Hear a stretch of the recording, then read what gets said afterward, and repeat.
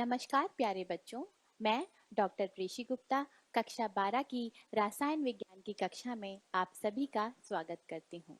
बच्चों, कक्षा 11 की ही भांति कक्षा 12 में भी रसायन विज्ञान की दो पुस्तकें हैं, भाग 1 और भाग 2। आज हम रसायन विज्ञान की भाग 2 पुस्तक के अध्याय 10 हेलो एल्केन्स तथा हेलो एरीन्स का अध्ययन करेंगे। कक्षा आरंभ करने से पहले मैं आपको ये बता दूं कि ये व्याख्यान इस अध्याय का पहला व्याख्यान है और हम देखते हैं कि इस व्याख्यान में हम किन किन बिंदुओं पर चर्चा करेंगे। तो शुरू करते हैं। सबसे पहले तो हम ये जानेंगे कि हेलो एल्केन्स और हेलो एरीन्स क्या होते हैं। उसके बाद हम ये जानेंगे कि इनका हमारे दैनिक जीवन में क्या उपयोग है। उसके बाद हम इनका वर्गीकरण पढ़ेंगे कि विभिन्न आधारों पर इन्हें किन किन वर्गों में वर्गीकृत किया गया है और व्याख्यान के अंत में हम इनकी नाम पद्धति का अध्ययन करेंगे। तो शुरू करते हैं और जानते हैं कि हेलो एल्केन और हेलो एरीन क्या होते हैं। तो बच्चों, जब एलिफेटिक या एरोमेटिक हाइड्रोकार्बन के हाइड्रोजन परमाणु या परमाणुओं को हैलोजन परमाणु या परमाणुओं द्वारा प्रतिस्थापित कर दिया जाता है तो हेलो एल्केन या एल्किल हैलाइड और हेलो एरीन या एरिल हैलाइड बनते हैं। तो आप ये बच्चों, आप वैसे पहली कक्षा में पढ़ चुके हैं, लेकिन फिर भी मैं आपको बता दूं कि आवर्त सारणी के पी ब्लॉक में 17वें वर्ग में 5 तत्व रखे गए हैं।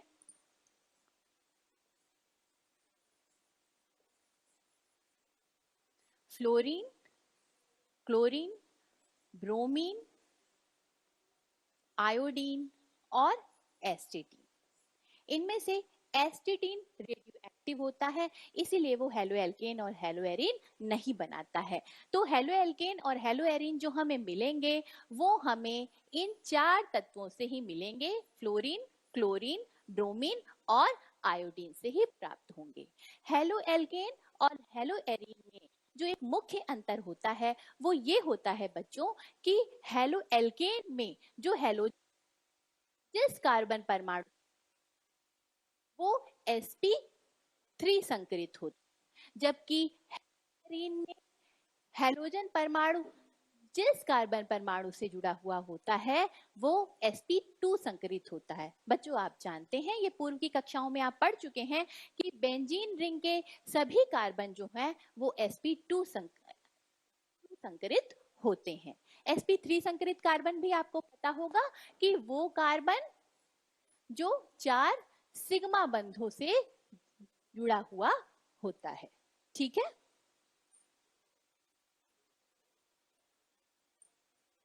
आगे बढ़ते हैं और देखते हैं हेलो एल्केन्स के उपयोग क्या हैं।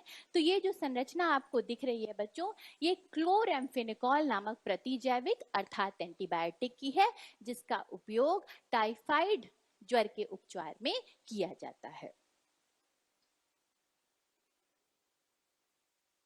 और हेलो एल्केन का उपयोग देते हैं बच्चों। ये संरचना क्लोरोफॉर्म की संरचना है। क्लोरोफॉर्म पुराने समय में शल्य चिकित्साओं में निश्चेतक के रूप में प्रयोग किया जाता था, पर अब ये नहीं किया जाता है। क्यों? क्योंकि क्लोरोफॉर्म सूर्य के प्रकाश में वायु की ऑक्सीजन से अभिक्रिया करके अत्यंत जहरीली गैस बनाता है, जिसे फार्जीन कहते हैं। आइए देखते हैं।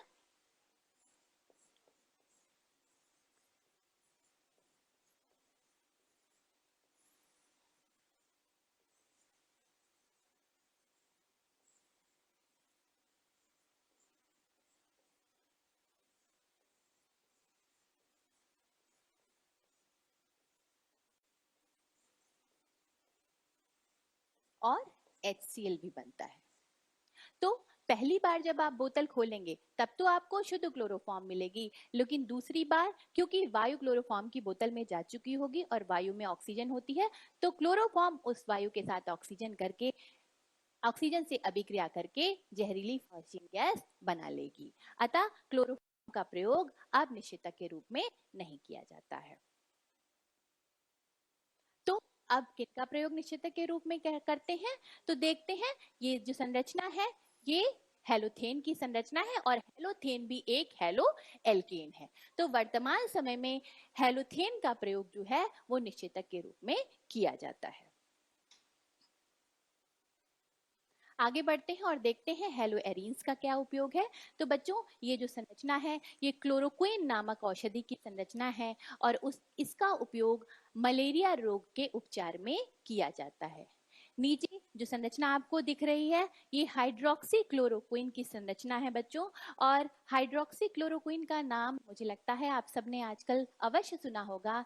ये जो दवा है ये कोविड-19 के उपचार में एक संभावित दवा के रूप में उभर के आई है। हालांकि इस बीमारी का अभी कोई इलाज नहीं है, इसलिए मेरा सुझाव ये है कि आप घर पर रहें और सुरक्षित रहें।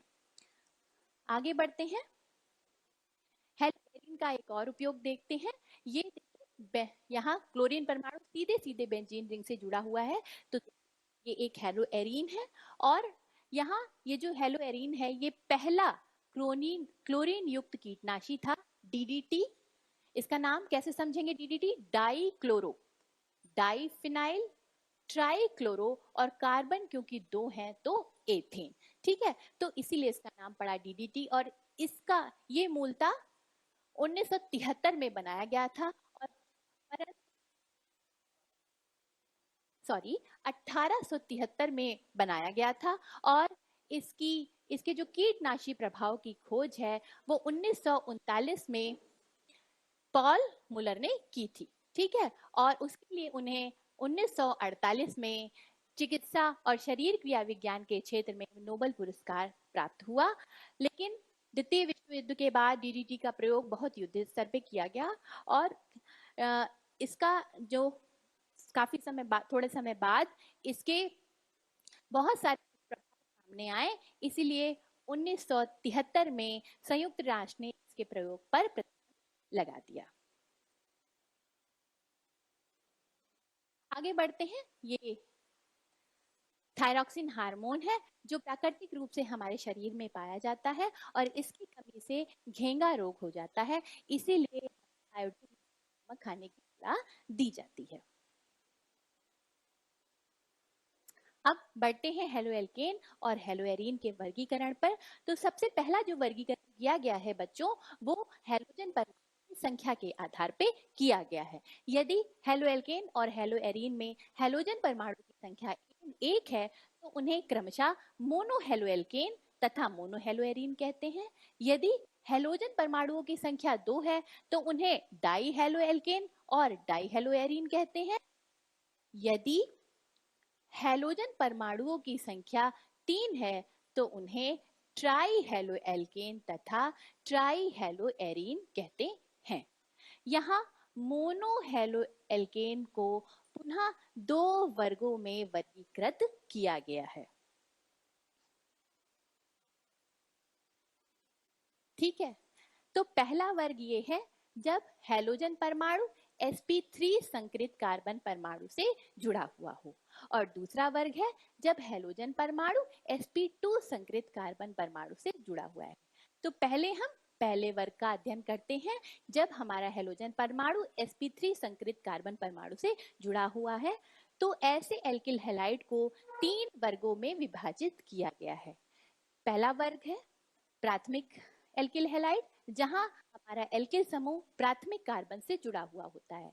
प्राथमिक कार्बन वो कार्बन होता है जो स्वयं या तो एक भी कार्बन से ना जुड़ा हो या सिर्फ एक कार्बन से जुड़ा हो। आइए हम देखते हैं बच्चों, जैसे यहाँ पे मैंने मेथिल हैलाइड लिखा है, यहाँ पे कोई भी हेलोजन एटम हो सकता है। तो आप देख रहे हैं कि जिस हेलोजन एटम से हमारा हेलोजन परमाणु जिस कार्बन परमाणु से जुड़ा हुआ है वो स्वयं एक भी कार्बन परमाणु से नहीं जुड़ा हुआ है, इसीलिए ये प्राथमिक एल्किल हैलाइड है। यहाँ देखिए, यहाँ पर भी जो हेलोजन परमाणु है वो जिस कार्बन परमाणु से जुड़ा हुआ है वो सिर्फ एक कार्बन से जुड़ा हुआ है, इसलिए ये भी एक प्राथमिक एल्किल हैलाइड है। बात करते हैं द्वितीयक एल्किल हैलाइड की। तो द्वितीयक एल्किल हैलाइड वे एल्किल हैलाइड होते हैं जहां हमारा हैलोजन परमाणु द्वितीयक कार्बन से जुड़ा हुआ होता है और द्वितीयक कार्बन वो कार्बन होते हैं जो स्वयं दो कार्बन से जुड़े हुए होते हैं। बात करते हैं तृतीयक एल्किल हैलाइड की। तृतीयक एल्किल हैलाइड वे एल्किल हैलाइड होते हैं जो तृतीयक कार्बन से जुड़े हुए होते हैं और तृतीयक कार्बन वो कार्बन है जो स्वयं तीन कार्बन से जुड़ा हुआ होता है। प्राथमिक, द्वितीयक और तृतीयक एल्किल हैलाइड को क्रमशः 1 डिग्री, 2 डिग्री और 3 डिग्री एल्किल हैलाइड भी कहते हैं। आगे बढ़ते हैं और जानते हैं कि क्या होते हैं एलिलिक हैलाइड। तो बच्चों, जानने से पहले मैं चाहूंगी कि आप ये जानें कि एलिलिक कार्बन क्या होता है।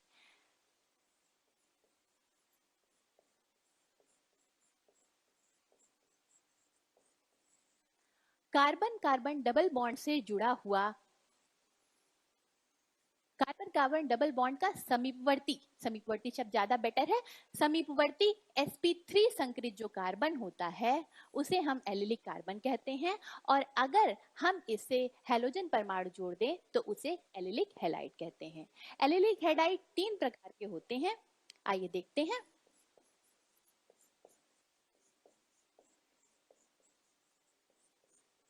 यदि हमारा एलिलिक कार्बन सिर्फ एक कार्बन से जुड़ा है तो इन्हें, इस प्रकार के एल्किल हैलाइड को हम प्राथमिक एल्किल हैलाइड कहेंगे।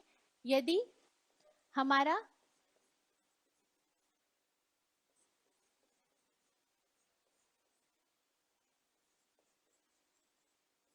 एलिलिक कार्बन स्वयं दो कार्बन से जुड़ा है तो इस प्रकार के एल्किल हैलाइड को हम द्वितीयक एल्किल हैलाइड कहेंगे। और यदि हमारा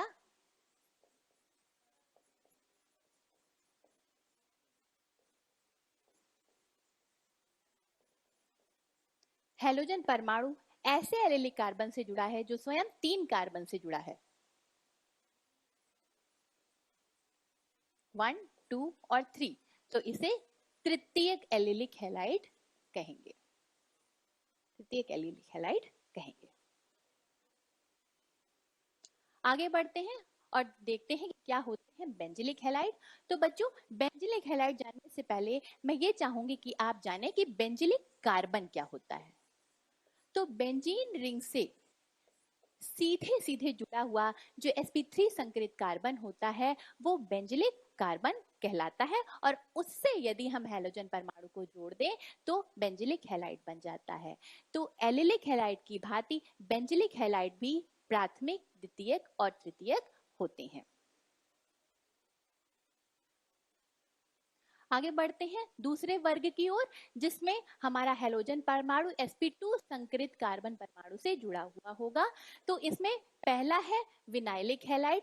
विनाइलिक हैलाइड वे हैलाइड होते हैं जिसमें हमारा हैलोजन परमाणु कार्बन कार्बन डबल बॉन्ड के sp2 संकरित कार्बन से सीधे सीधे जुड़ा हुआ होता है। तो यहाँ देखिए कार्बन कार्बन डबल बॉन्ड के कार्बन से सीधे सीधे हैलोजन परमाणु जुड़ा हुआ है। यहाँ हमने साइक्लोहेक्सीन का स्ट्रक्चर बनाया है और यहाँ पे भी देखिए हैलोजन परमाणु सीधे सीधे इस sp2 संकरित कार्बन से जुड़ा हुआ है। दूसरा है एरिल हैलाइड। यहाँ पे देखिए एरिल हैलाइड आप पहले भी पढ़ चुके हैं। हैलोजन परमाणु जो है वो सीधे सीधे बेंजीन रिंग के कार्बन से जुड़ा हुआ है और आप जानते हैं कि बेंजीन रिंग का जो कार्बन होता है वो सभी कार्बन बेंजीन रिंग के sp2 संकरित कार्बन होते हैं। तो यहाँ तक बच्चों हम लोगों ने हेलोएल्केन और हेलोएरीन का वर्गीकरण पढ़ लिया।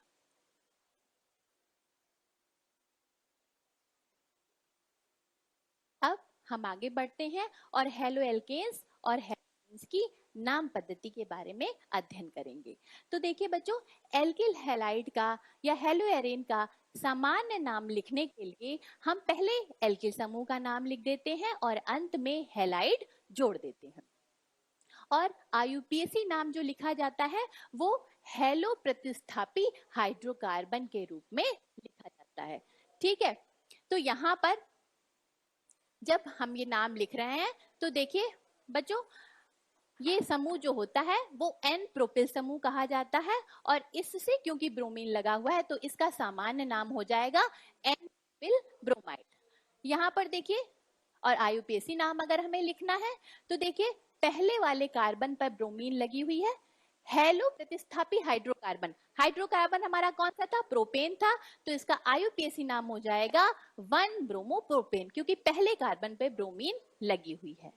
ये समूह है, इसे आइसोप्रोपिल समूह कहते हैं, और इससे क्लोरीन लगा हुआ है तो इसीलिए इसका नाम हो जाएगा आइसोप्रोपिल क्लोराइड। और क्योंकि अगर इसकी नंबरिंग करें बच्चों 1, 2 और 3, तो दूसरे कार्बन पर क्लोरीन लगा तो इसका नाम हो जाएगा 2 क्लोरो प्रोपेन। आगे बढ़ते हैं और देखते हैं बच्चों, ये जो समूह है ये समूह कहलाता है आइसोब्यूटिल समूह, और इस आइसोब्यूटिल समूह से क्लोरीन लगा हुआ है तो इसका नाम हो जाएगा आइसोब्यूटिल क्लोराइड। और अगर इसका PSC नाम लिखें बच्चों तो 1, 2 और 3, 1 पोजीशन पे क्लोरीन लगा है और 2 पोजीशन पे मेथिल ग्रुप लगा हुआ है तो इसका नाम हो जाएगा 1 क्लोरो 2 मेथिल और प्रोपेन, क्योंकि कार्बन की संख्या 3 है। आगे बढ़ते हैं और देखते हैं, इन कंपाउंड्स के नाम बताने से पहले मैं आपको कुछ पोजीशंस बता देती हूँ।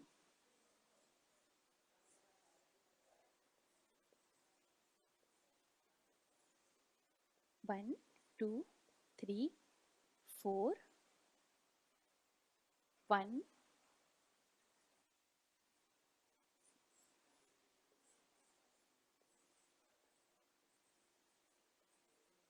1, 2, 3, 4, 5 और 6, और 6 पोजीशन होती है उसे हम ऑर्थो पोजीशन कहते हैं।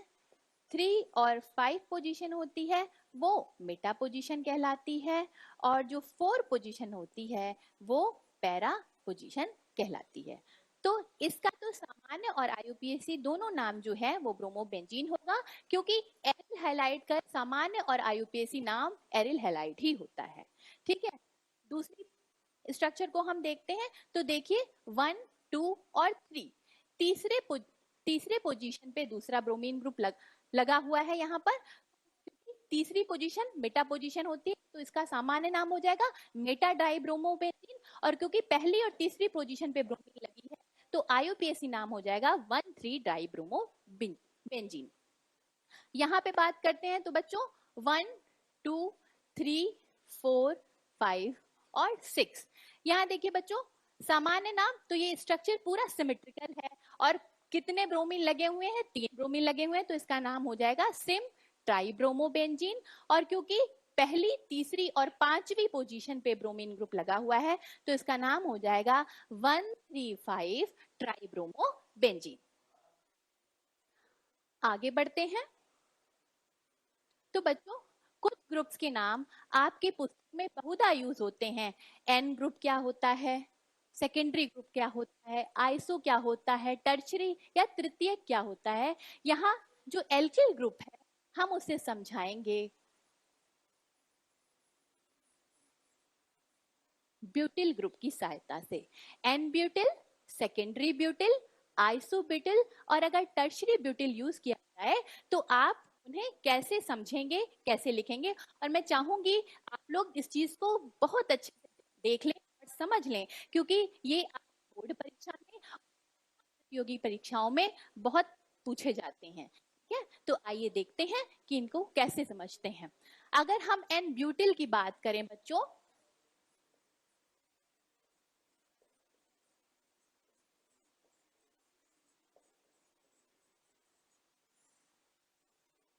तो यदि कार्बन परमाणुओं की सीधी श्रृंखला में अंत वाले कार्बन से कोई क्रियात्मक समूह जुड़ा होता है तो ऐसे एल्किल समूह को एन एल्किल समूह कहते हैं। और क्योंकि यहाँ पे कार्बन हमने 4 उपयोग किए हैं तो इसे हम क्या कहेंगे, एन ब्यूटिल समूह कहेंगे।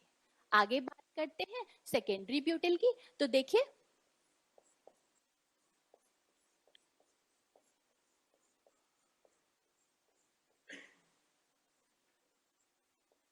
यहाँ इस ब्यूटेन में 2 कार्बन सेकेंडरी कार्बन होते हैं। एक ये वाला कार्बन भी सेकेंडरी है क्योंकि ये भी स्वयं 2 कार्बन से जुड़ा है, और ये वाला कार्बन भी सेकेंडरी है क्योंकि ये भी 2 कार्बन से जुड़ा हुआ है। तो इनमें से अगर हम किसी भी कार्बन से जो क्रियात्मक समूह हमें लगाना है, मान लीजिए क्योंकि हम हेलो एल्केन और हेलो एरीन पढ़ा रहे हैं, तो अगर इनसे हम हेलोजन परमाणु को लगा दें तो ये जो हमारा कंपाउंड होगा वो सेकेंडरी ब्यूटिल हैलाइड हो जाएगा। ठीक, अब बात करते हैं आइसो की। आइसो ग्रुप बहुत इंपॉर्टेंट है। आइसोप्रोपिल ग्रुप समझिए बच्चों, CH3 bond CH bond CH3।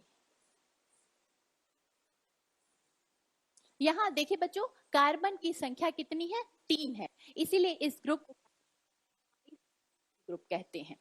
और इसको आप ऐसे याद करेंगे, इस स्ट्रक्चर को आप ऐसे घुमा दीजिए तो ये Y के स्ट्रक्चर को अगर आप याद कर लें तो ये जो ग्रुप होता है वो क्या कहलाता है? Iso propyl group. ठीक है, उसके बाद हम समझते हैं कि ब्यूटिल ग्रुप क्या होता है बेटा। तो आइसोब्यूटिल जब आप लिखेंगे बच्चों तो आप आइसोप्रोपिल ग्रुप को नहीं टच करेंगे, ये बिल्कुल ऐसे ही लिख देंगे। और इसके साथ क्योंकि ब्यूटिल लिखना है तो हम एक कार्बन और जोड़ देंगे इसमें, तो ये जो संरचना हो जाएगी वो किसकी हो जाएगी? आइसोब्यूटिल ग्रुप की हो जाएगी।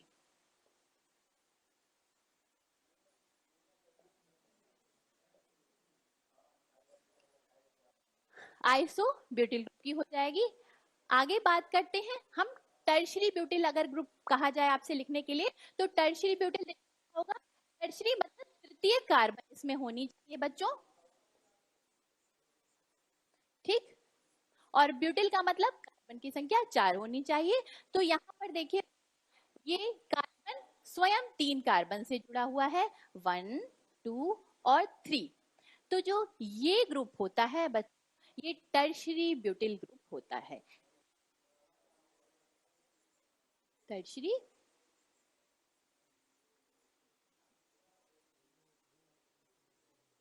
ब्यूटिल ग्रुप होता है। हिंदी में इसको तृतीयक ब्यूटिल ग्रुप भी कहते हैं। तो मैं आशा करती हूँ ये ग्रुप्स आपने अच्छी तरीके से समझ लिए हैं। एन ब्यूटिल में स्ट्रेट चेन होगी, सीधी श्रृंखला। सेकेंडरी ब्यूटिल में जो हमारा क्रियात्मक समूह है वो द्वितीयक कार्बन से। आइसोप्रोपिल वाई का स्ट्रक्चर आप याद रखेंगे, ये 2 नंबर, ये 3 नंबर और ये 4 नंबर। और आइसोब्यूटिल में आइसो जो प्रोपिल ग्रुप है वो हमारा इंटैक्ट रहेगा, ऐसे ही रहेगा, एक कार्बन हम इसमें और जोड़ देंगे। और टर्शरी ब्यूटिल में हम क्या करेंगे? तृतीय कार्बन से हम अपना क्रियात्मक समूह जोड़ेंगे। ये बहुत इंपॉर्टेंट कॉन्सेप्ट है बच्चों और ये आपको आना चाहिए। बहुत सारे बच्चे ऐसे हैं जो ये कॉन्सेप्ट कर लेते हैं, लेकिन बहुत से ऐसे बच्चे हैं जिन्हें नहीं आता है। तो इसलिए क्योंकि ये आपकी भाग 2 पुस्तक का पहला अध्याय है, तो इस अध्याय से ही आप कार्बनिक रसायन को शुरू कर रहे हैं, तो मैंने इसको विस्तार पूर्वक आपको समझा दिया है। ये आगे के अध्यायों में भी आपको अच्छे से समझ में आएगा। आगे बढ़ते हैं और जानते हैं कि क्या होते हैं जेमिनल और विसिनल हैलाइड। हम ये जो है जेमिनल और विसिनल हैलाइड जो है हम इस उदाहरण के द्वारा समझेंगे। ये जो उदाहरण है, अगर समान तरह के हैलोजन परमाणु, देखिए समान होने चाहिए। अगर हम क्लोरीन ले रहे हैं तो क्लोरीन ही लेंगे, ब्रोमीन ले रहे हैं तो ब्रोमीन ही लेंगे। ठीक है, अगर समान तरह के हैलोजन परमाणु एक ही कार्बन से जुड़े हुए हो, ठीक है, आपको यहाँ दिख रहा है समान तरह के हैलोजन परमाणु यदि एक ही कार्बन से जुड़े हुए हो तो इस तरह के हैलाइड को जेमिनल डाई हैलाइड कहते हैं और संक्षिप्त रूप में इसे जेम डाई हैलाइड कहते हैं। क्योंकि हमने मुख्यतः इसका उदाहरण लिया है, इस यौगिक का उदाहरण लिया है और इसमें कार्बन परमाणुओं की संख्या 2 है, इसीलिए इसका जो सामान्य नाम लिखते हैं वो एथिलीडीन क्लोराइड लिखते हैं। और आईयूपीएसी नाम है क्योंकि देखिए पहले ही कार्बन पर 2 क्लोरीन परमाणु लगे हुए हैं, इसलिए आईयूपीएसी जो नाम होगा वो हो जाएगा 1,1 डाइक्लोरोएथेन। आगे बढ़ते हैं और इनकी बात करते हैं, इनके विसिनल हैलाइड की। तो अगर हमारे समान हैलोजन परमाणु, यहाँ पे कंफ्यूज नहीं होना है हमें कि हैलोजन परमाणु हमारा समान रहना चाहिए, समान हैलोजन परमाणु समीपवर्ती कार्बन से जुड़ा हुआ है तो उन्हें हम क्या कहेंगे, विसिनल हैलाइड कहेंगे, और संक्षिप्त रूप में विस डाई हैलाइड कहेंगे, क्योंकि हैलोजन परमाणुओं की संख्या कितनी है, 2 है। ठीक है, एग्जाम्पल हमने इसका लिया है, तो देखिए इसका नाम क्या हो जाएगा, कार्बन की संख्या 2 है तो एथिलीडीन डाइक्लोराइड। ठीक है, और आईयूपीएसी नाम की बात करें तो देखिए पहले और दूसरे कार्बन पर हैलोजन परमाणु लगा हुआ है या क्लोरीन परमाणु लगा हुआ है, तो इसका नाम हो जाएगा 1,2 डाइक्लोरो एथेन। ठीक, हम आगे बढ़ते हैं बच्चों, ये आपका गृह कार्य है, और गृह कार्य में जो पहला प्रश्न है आपका वो ये है कि आपको निम्नलिखित यौगिकों की संरचनाएं करनी है। ठीक है, और दूसरा प्रश्न है आपका कि आपको निम्नलिखित दिए हुए एल्किल हैलाइड को 1 डिग्री, 2 डिग्री और 3 डिग्री में वर्गीकृत करना है। ठीक है, तो ये आप कर लेंगे कार्बन परमाणुओं की संख्या देखकर। तो अगर आपको मैं थोड़ा सा हिंट दे दूं तो यहाँ पे आप देख सकते हैं, यहाँ जो हैलोजन परमाणु हमारा लगा हुआ है वो देखिए कितने कार्बन से लगा हुआ है, एक ये कार्बन है और एक ये कार्बन है, 2 कार्बन से लगा हुआ है। तो आप विचार कीजिएगा कि ये कौन सा हैलाइड है। यहाँ पे जो हैलोजन लगा है ये देखिए यहाँ स्वयं 2 कार्बन से लगा हुआ है, तो आप उत्तर में लिखेंगे ये कौन सा हैलाइड है। यहाँ हमारा हैलोजन परमाणु जिस कार्बन से लगा हुआ है वो स्वयं कितने कार्बन से लगा हुआ है, 1 कार्बन से लगा हुआ है, और यहाँ जो हमारा हैलोजन परमाणु है वो जिस कार्बन से लगा है वो स्वयं 3 कार्बन से लगा हुआ है। ठीक है, तो ये किस तरह के एल्किल हैलाइड में वर्गीकृत करेंगे इन्हें, 1 डिग्री, 2 डिग्री और 3 डिग्री में, ये आप घर पर करेंगे। जो आज हमने सीखा है कि हेलोएल्केन क्या होते हैं, हेलोएरीन क्या होते हैं, और उनका हमारे दैनिक जीवन में क्या उपयोग है। उसके बाद हमने इनका वर्गीकरण सीखा कि क्या होते हैं प्राथमिक हैलाइड, क्या होते हैं द्वितीयक, क्या होते हैं तृतीयक हैलाइड, क्या होते हैं एलाइलिक हैलाइड, विनाइलिक हैलाइड और बेंजाइलिक हैलाइड। उसके बाद इनकी संरचनाएं सीखी, इनकी नाम पद्धति सीखी। ठीक है, तो आप इनका जो अभ्यास है वो आपकी जो पुस्तक है रसायन विज्ञान भाग 2 से, उससे करेंगे। और दूसरी बात, ये जो संरचनाएं आप हैं, ये संरचनाएं भी आपका गृह कार्य है, ये भी आप करेंगे। उसके बाद अगले व्याख्यान में हम इनको बनाने की विधियों का अध्ययन करेंगे। तो जो आपकी पुस्तक है रसायन विज्ञान भाग 2, आप उससे अच्छी तरीके से इसको पढ़िए, जिससे अगला व्याख्यान आपको अच्छी तरीके से समझ में आएगा। आशा करती हूँ आज जो मैंने पढ़ाया है वो आपको समझ में आया होगा। धन्यवाद।